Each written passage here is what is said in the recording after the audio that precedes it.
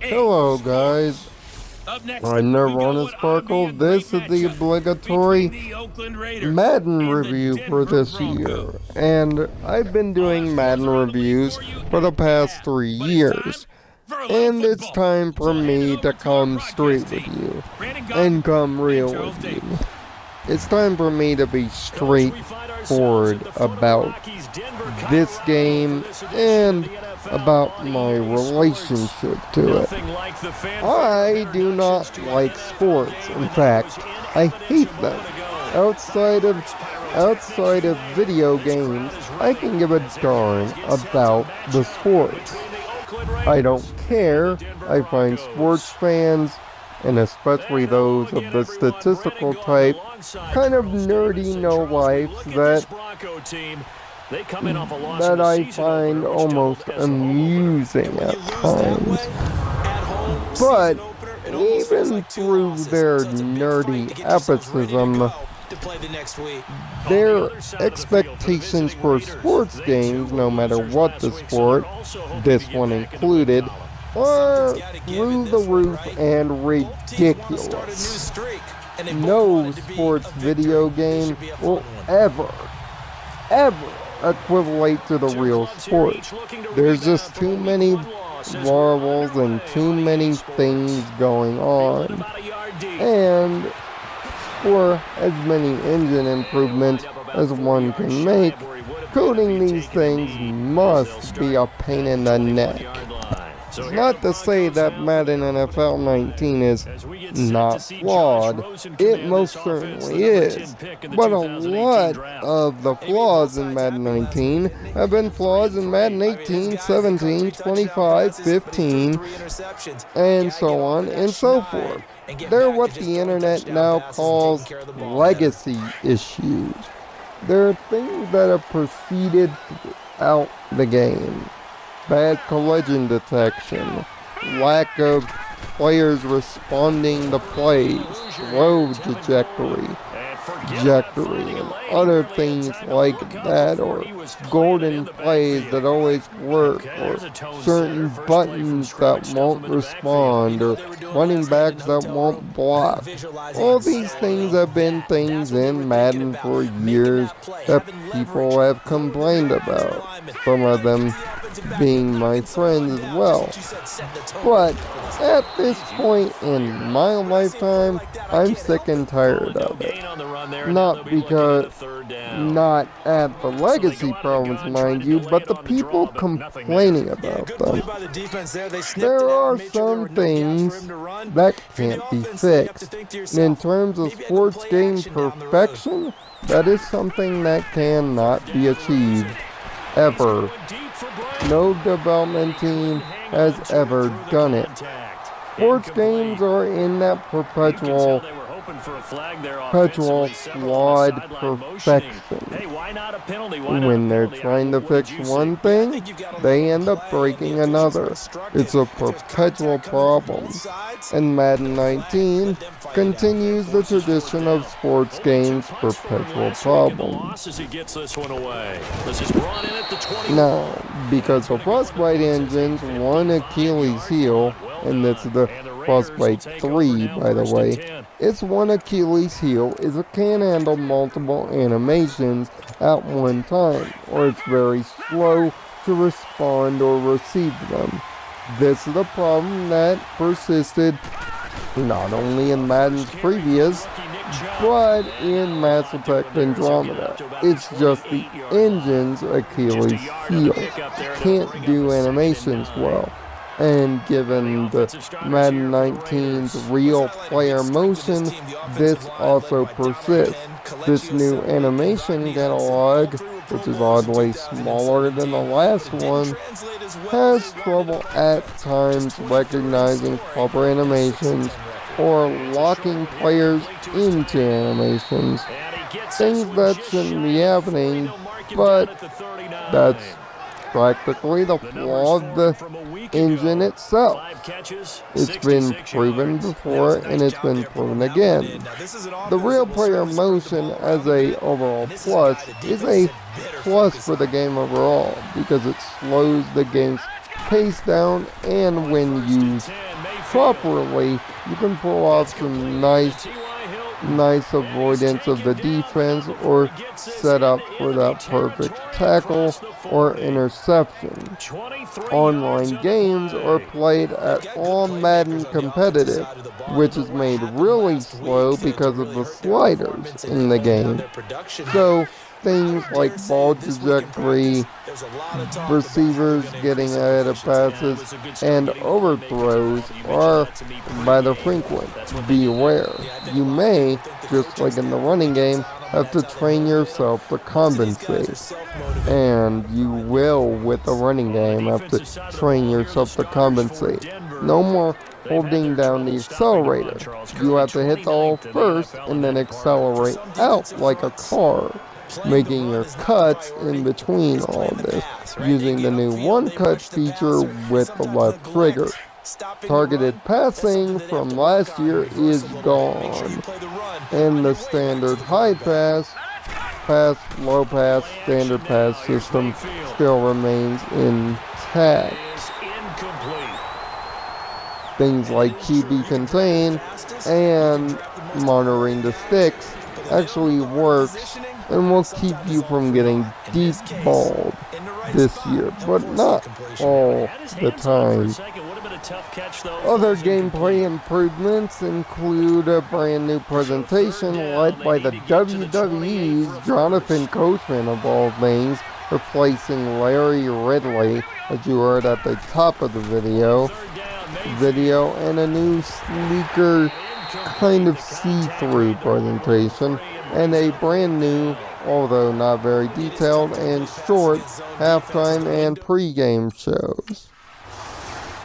On top of this, no new commentary has been added, and things like slot wide receivers and third down running backs have been added to the depth chart.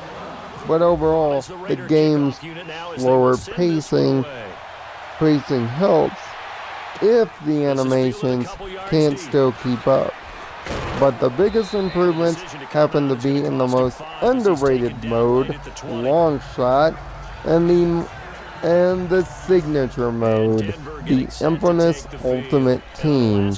And in terms of that, a lot of changes have happened there. So I'll see you in a second as I explain. At least a few times on offense, get a couple of first downs, and hopefully flip the field. Yeah, just something to build off of. That's what they're looking for here. They'll start out on the ground with Coleman, and he is going to lose yardage here. It's a loss of a yard there, and now second down. Well, you had to punt on your first drive, and on the first play of the second drive, you end up going backwards. I would dare say they need something good to happen right here, right now. Hurry up, here we go. 3-19. They will run again with Coleman. Looking for a seam, but finding none. He'll get back to the line of scrimmage, and that's it.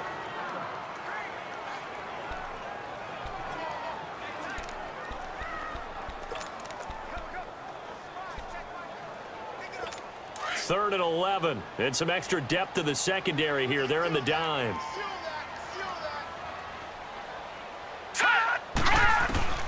From the gun on third down, it's Rosen. And the Raiders have got him. Shane Ray. He's the one that gets him down. It'll be a loss of 5, and it'll bring up fourth down. Great job defensively. I think he was trying to go through his progressions, find someone to get rid of the football. Before he knew it, he was on his back. So that just brings us right back to what you said in the beginning. A great job defensively. Nowhere to go with the football. That led to the sack. A very nice job on the run back there. He'll get 23 yards all told. And the offense will take over with a new set of downs. And now Oakland ready to take the field. And fortunate to get points on the board last time. They had to hit a really long field goal to do so. The kickers in today's game are so good and so skilled and hit from distances that we almost start to take them for granted. And we can't do that. That's a long field goal that they got 3 points out of. They've got to feel good about that, and they better make sure they love him up because he's helped them out. Yeah, now we'll see if that offense can put 6 on the board here. We'll see.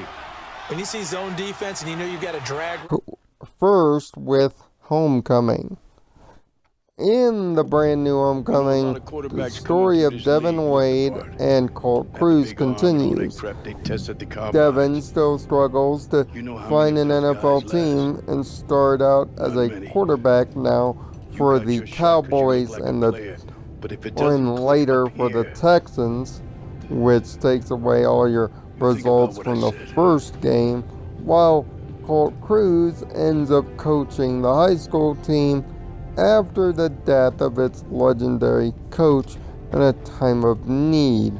Gone are the dialogue trees and QuickTime events, and are replaced with straight-up Madden gameplay and all the gameplay sections. The story is nice and kind of dramatic, if not predictable. But the mode also acts as a glorified tutorial for those new to the game. Ultimate Team rewards await for those that complete it, but outside of that, I would still suggest the skills trainer to fix all your beginner Madden problems. But it's a good place to start and a good diversion over the last one. It's certainly an improvement, but the mode is still not necessary yet. It's just not something we need, especially if the results from the first long shot aren't being taken into account here. It just feels like a waste of time at this point. But as far as the signature Ultimate Team mode goes, that of course gets its yearly overhaul of new cards, new challenges, and new things to get frustrated at. Of course, as I mentioned earlier, the arcade competitive and simulation sliders return. But all competitive games are played on all Madden competitive, so things like ratings really aren't going to make a difference when you're playing online, which can lead to some frustration. But now the good on Ultimate Team. Ultimate Team has gotten rid of the contract system completely that has been the dominant force in the previous years. Now, thanks to the loss of contracts, you can play as many games as you want, and there's plenty of games to be played, on top of your usual challenges, objectives to complete, and sets to master. There's also the notion of the brand new Solar Battles. This scoring tournament mode puts you up against multiple opponents, 4 in fact, that are random teams generated by actual players of the game. By setting a different difficulty, you can score a higher score. Higher overall score leads to better rewards at the end of a predestined time. You get 4 opponents, and then every 2 days it shifts out. Plus, the mud squads are back. But now you can go squatting with your friends against the computer and not just strictly against competition.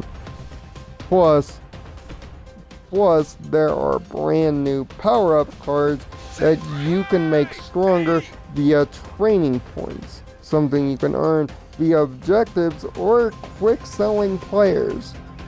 It's a neat little RPG mechanic that adds to the game tremendously.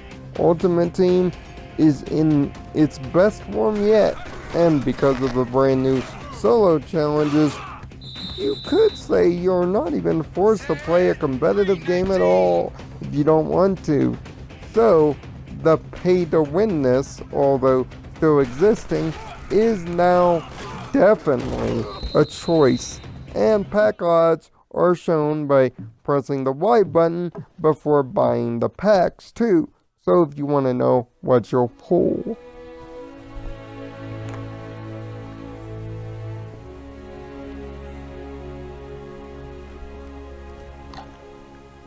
The most controversial changes here happen to be in the franchise mode. The franchise mode plays just as it always has for the last couple of years. Training is pretty much the same, doing the drills, getting the medals, scoring the points. Playing the games is exactly the same, and scouting is exactly the same. Although the draft now has a more draft style presentation in the background, and you can see your coaches as well. But the two big additions to franchise mode is scheme fit and the new attribute system. Gone are the days of having to go to each individual player, getting experience, and going through the long process of filling out XP points until they're all dead and gone in the areas of importance. That has been taken away. In place is a NBA 2K style attribute system with archetypes. Every player has 3 archetypes out of a set of about 9 overall. Each of these archetypes can be added upon with their own individual overall rating. Once you gain enough experience to fill a bar, you'll have a single point to put into each of these attribute archetypes. The one that is your scheme fit, led by a purple puzzle piece, is the one that best fits your offensive or defensive scheme and can give your team member a bonus in experience and overall help your team if it all fits together, making entire position groups easy to boost up with a few gold medals, great games, and a scheme fit.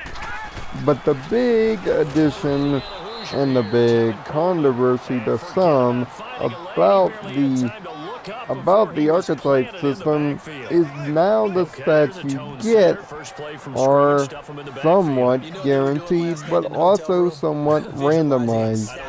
Gone is the complete user-controlled attributes. However, I like this change because it makes the focus more on playing games and practicing, and takes out the long complication of trying to figure out what stats you need to level up first, and how that implies. Now, of course, you have to figure out still, if you're new, what each stat does. But the leveling up has been made more accessible for those that would rather not have to deal with overall complications. It makes the idea of powering your team up easier to do and less time consuming manually, although you can still do it automatically if you wish. Sliders still exist, but also there are custom draft classes. So if you don't like those auto-generated rookies, now you can make classes or take classes of your own to make the drafts more unique every single year. This is a fan requested feature that I appreciate, although the scouting system overall has not been changed or overhauled. It's not any deeper than it has been in previous years, and especially if you're going to add custom draft classes, this needs to be deeper. So I hope in Madden number 30, which would be Madden 2020 by the way, the scouting system can be made a little bit deeper. The attribute system, along with the engine problems right now, will probably be the most controversial things when you're going around the internet talking about this game. But the base gameplay has never been better playing when it works, or more accessible due to the new system, and faster. Sure, there are a lot of things that still need fixing with this game, but listen to me, sports fans. This all cannot be done. Not this year, not next year, not any year. Some problems will forever always persist as much as it annoys. After all, Madden is a video game on a computer running. So thus, limitations come with the territory, and fluky video game stuff is almost a guarantee.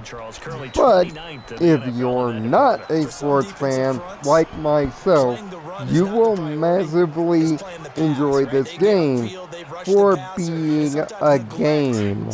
And that's how I enjoy this game. I don't care about the technical details of the realism of football. I can really give a darn. In fact, for the people that do give a darn, I would rather not talk to you, because you ruin my enjoyment of the game. When the game works, and it works more often than it doesn't, it is a more realistic football simulation. And all the improvements, to me at least, have all been improvements. Yeah, there's still a lot to fix here, but there's a lot to look up, and there's a lot of positivity and things that can be built upon even now through future patches, challenges, and the like.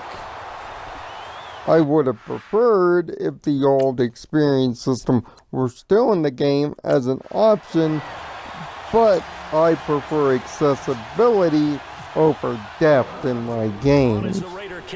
So I could either live or live without it. Overall, Madden NFL 19 is yet another experience that I enjoy, and for many that many people will enjoy. You'll hear people on the internet complaining about it and saying that it still needs to be fixed, and some of those things are valid. But there are some things in life that no matter how much we desire to fix them, can't be fixed. Whether through technological problems, incompetence, or a shortness of time. But Madden NFL 19 gets an 8 out of 10 from me and continues, at least on a consistent level, improvements.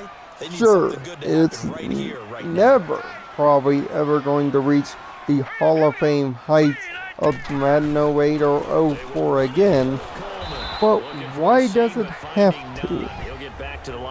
It's a game that I enjoy, and many people do. If you enjoy the real sports, watch the real sport. It's that simple. Don't ask a game to do what has been impossible for it to do since its beginnings. How do you feel about Madden NFL 19?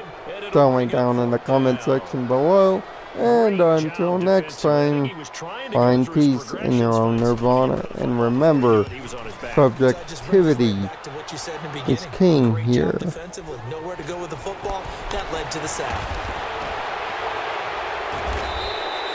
A very nice job on the run back there. He'll get 23 yards all told, and the offense will take over with a new set of downs. And now Oakland ready to take the field.